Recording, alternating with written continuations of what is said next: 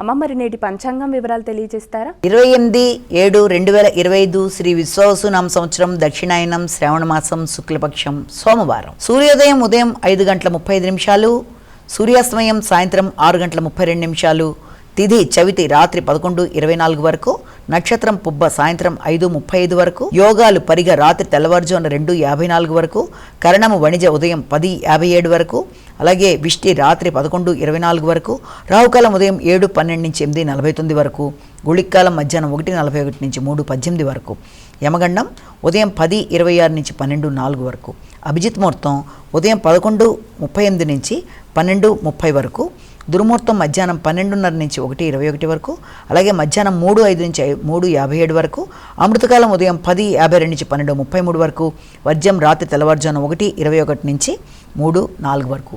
ఇది నేటి పంచాంగం.